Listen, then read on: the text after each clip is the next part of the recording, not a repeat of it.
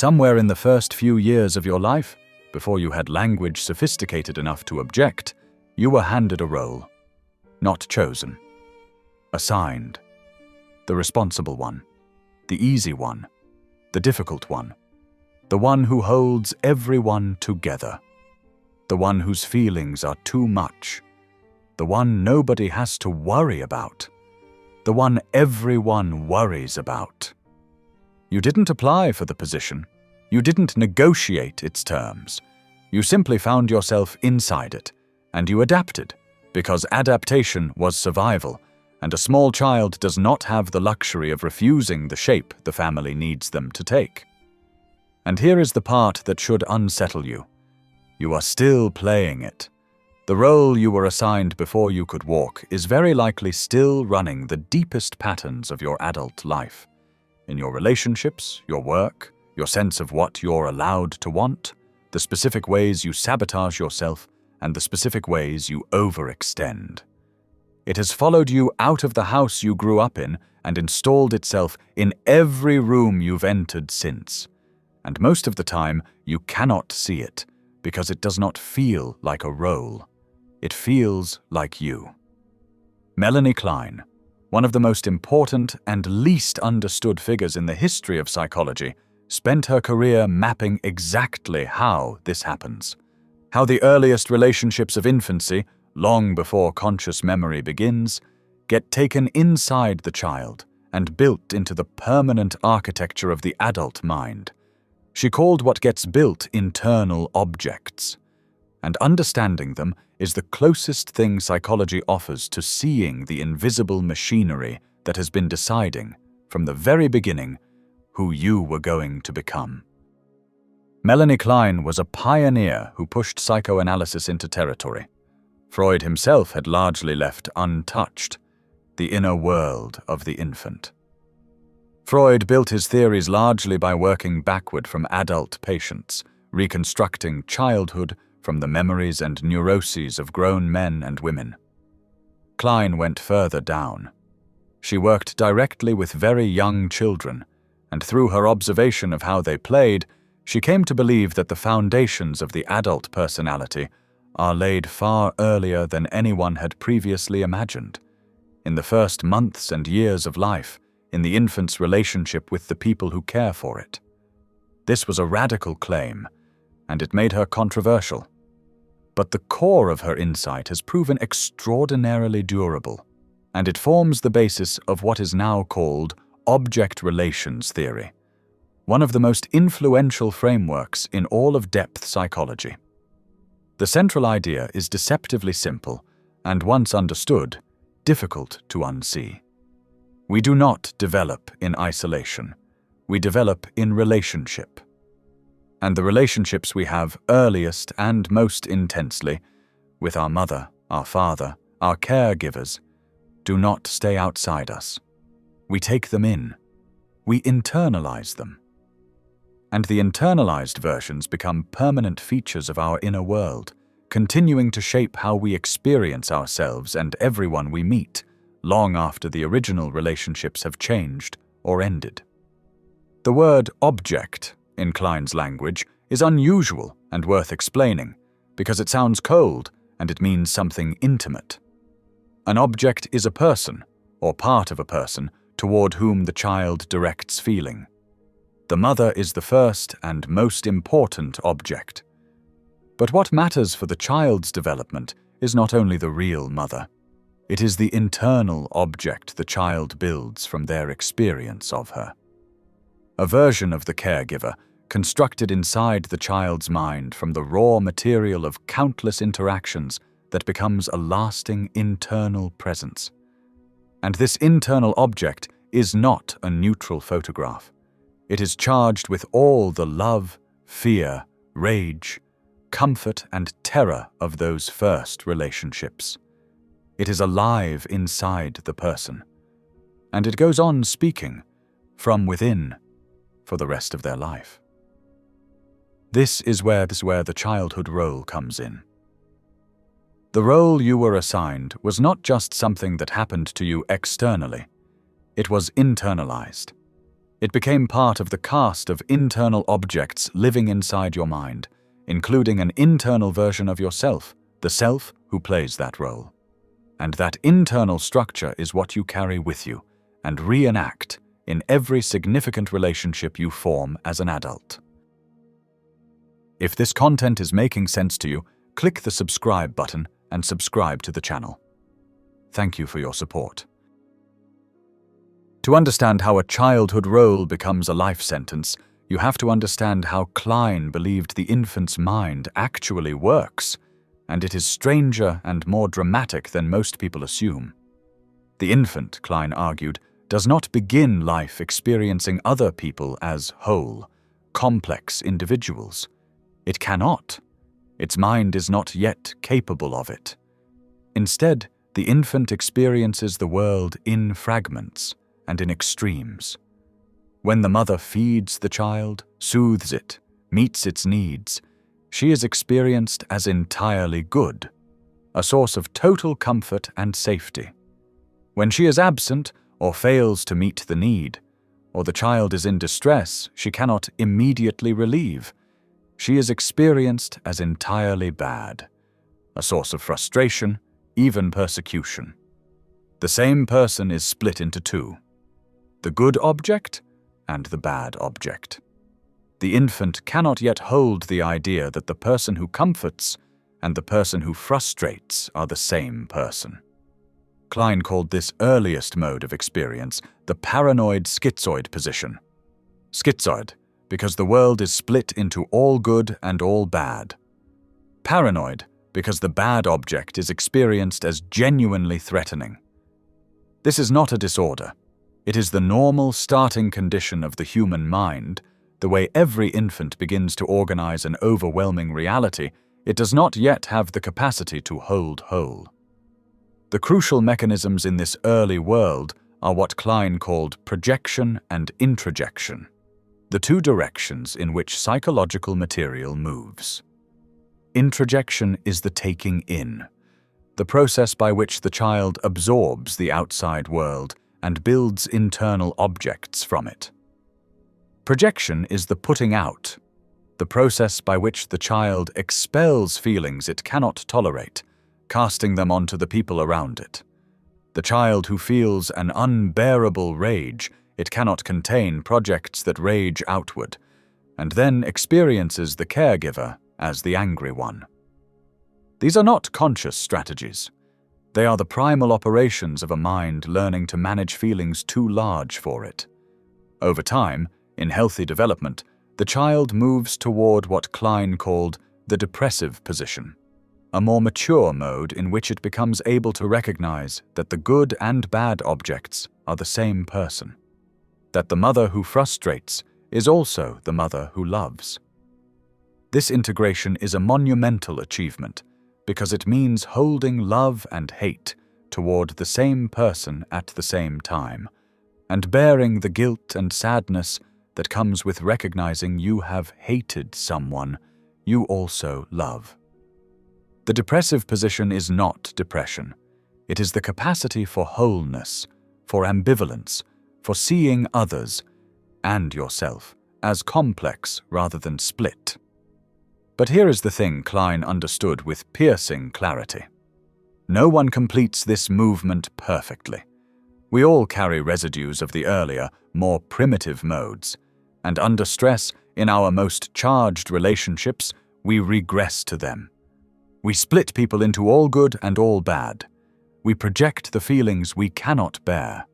We reenact with our partners and our colleagues and our friends the internal drama that was set in motion before we could speak. Now we can see precisely how the childhood role becomes so durable, so invisible, and so difficult to escape. The role you were assigned in your family was not a costume you put on and could later remove. It was woven into the internal objects you built during those foundational years, including the internal image of yourself. If you were cast as the responsible one, you did not merely behave responsibly as a child. You internalized an image of yourself as the one who holds things together, and you internalized the relationships that depended on you doing so. The needy others who required your competence, the fragile system that would collapse without your vigilance.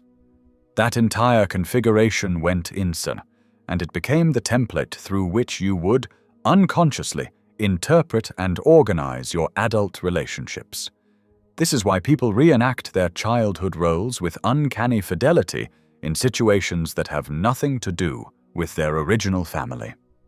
The person cast as the family caretaker finds themselves, again and again, in relationships and jobs where they are responsible for everyone's well-being and no one is responsible for theirs, not because they consciously seek this out, but because their internal world is populated by objects that expect this arrangement, and they unconsciously recreate the conditions those objects were built for.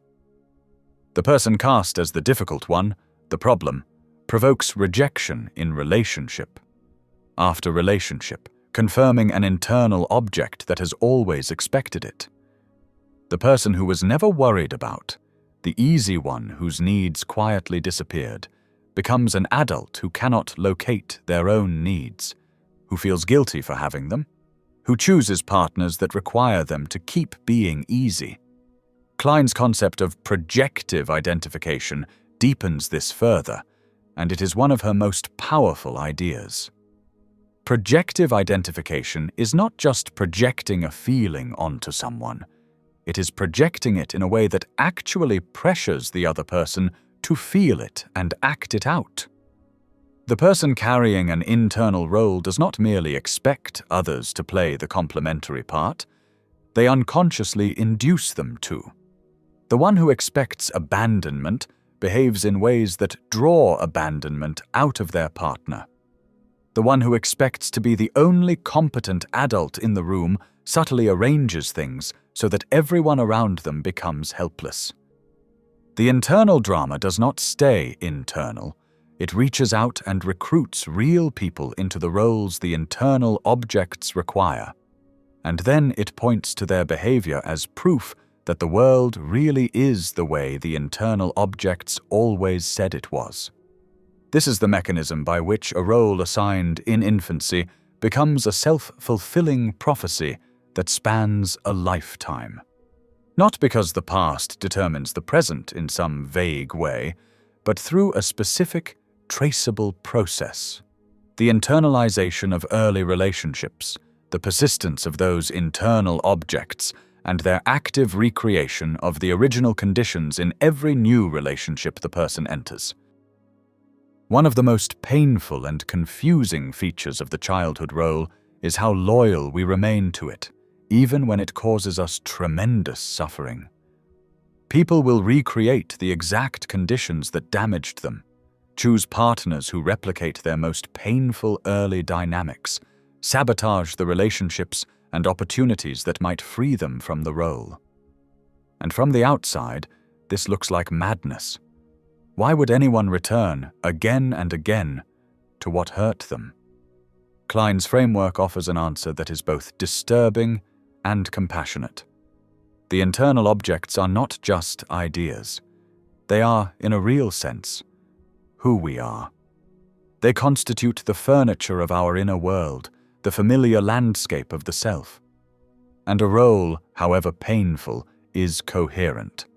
It provides an identity, a set of expectations, a way of knowing who you are and what is required of you. To give it up is not experienced as liberation. It is experienced initially as annihilation, as the loss of the self itself. This is why the responsible one feels a profound, almost existential anxiety when they try to let others take care of them. Why the difficult one feels strangely exposed and lost when a relationship is stable and kind. Why the invisible one feels an obscure guilt, even panic, when they begin to take up space. The role is not just a habit. It is bound up with the internal objects that form the core of the person's identity. Departing from it threatens the entire internal structure. And the mind, which prizes coherence and continuity above almost everything, will fight to preserve the familiar arrangement, even at enormous cost to the person's actual well-being. There is also loyalty in it, a hidden loyalty to the original objects, the internalized caregivers. To step out of the role can feel like a betrayal of the family, of the parents, of the entire early world that assigned it. The child who was needed as the strong one may feel, at a level far below conscious thought, that to stop being strong is to abandon a mother who needed them strong. The role is held in place not only by fear, but by love. A distorted, costly love, but love nonetheless. And this is why simply deciding to change rarely works. The role is defended by the deepest structures of attachment and identity. It does not yield to willpower. It yields, if it yields at all, to understanding. Klein was not primarily a self-help thinker, and her framework does not reduce to a set of easy steps. But it points, with real precision, toward the kind of work that actually loosens the grip of an early role. And that work begins not with changing your behavior, but with making the invisible structure visible. The first movement is recognition. You cannot change a role you cannot see, and the role is hard to see precisely because it feels like your personality rather than a position you were placed in. The work is to begin noticing the pattern, the situations you find yourself in again and again, the feelings that recur across completely different relationships, the part you reliably end up playing. Ask yourself what role you occupied in your family. Ask at who you had to be for that system to function. And then ask where, in your adult life, you are still being exactly that person, in contexts that have nothing to do with your original family. The repetition itself is the evidence. When the same drama keeps finding you across different casts of characters, the common element is the internal object you carry into each scene. The second movement is separating the internal object from present reality. When you are gripped by the old role, flooded with the familiar feeling that you must hold everyone together, or that you are about to be abandoned, or that your needs are dangerous, the feeling presents itself as a fact about the current situation. Klein's framework lets you ask a different question. Is this about the person in front of me? Or is this an internal object speaking? Is this abandonment actually happening? Or is it the internal object that has always expected abandonment, projecting itself onto a partner who has done nothing to warrant it? This is not easy, and it is not instant. But the capacity to notice, even after the fact, that you were relating to an internal object rather than a real person is the beginning of freedom. It creates a small space between the ancient pattern and the present moment, and in that space, a different response becomes possible. The third movement is toward the depressive position, toward integration and wholeness. Much of the childhood role depends on splitting, on the primitive division of the world into all good and all bad. The caretaker often carries an internal image of others as helpless and of themselves as endlessly capable. The difficult one carries an internal image of themselves as bad and of others as rejecting.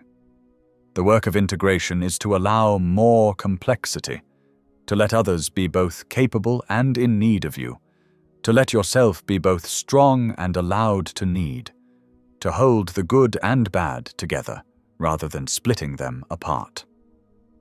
This is Klein's depressive position, and reaching it more fully is the central developmental task her work points toward. It is the movement from a split, part-object world to a whole one, including a whole relationship with yourself in which you are permitted to be more than the single role you were assigned. The fourth movement is mourning. Klein understood that real psychological change involves grief. To step out of the childhood role is to lose something, the coherent identity it provided, the loyalty it expressed, the fantasy that if you just played it well enough, you would finally receive what the role was always secretly trying to earn. The caretaker must mourn the care they gave and never received.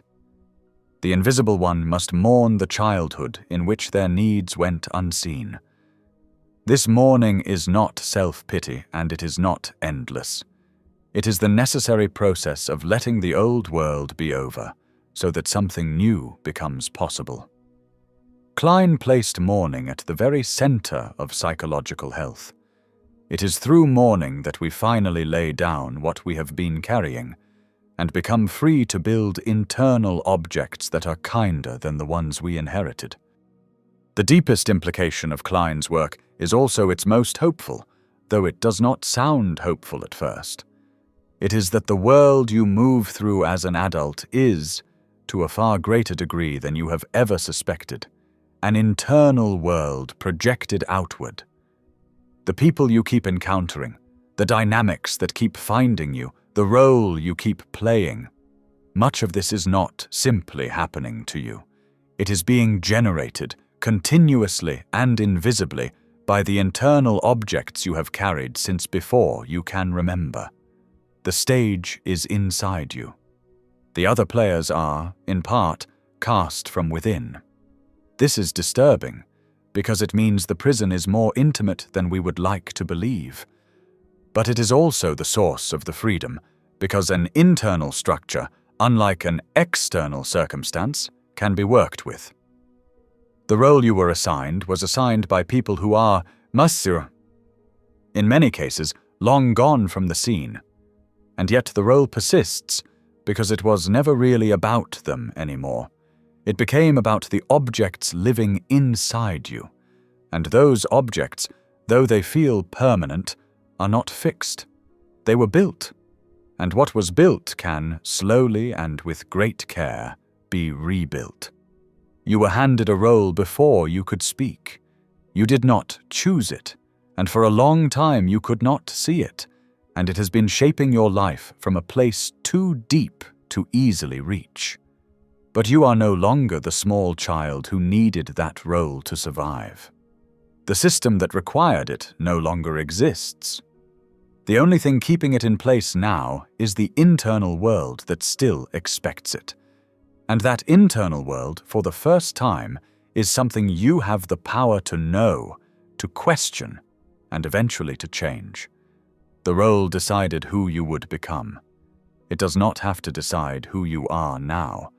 That question, at last, is yours to answer. And the answering of it is the work of becoming, finally a whole person, rather than a part someone else needed you to play.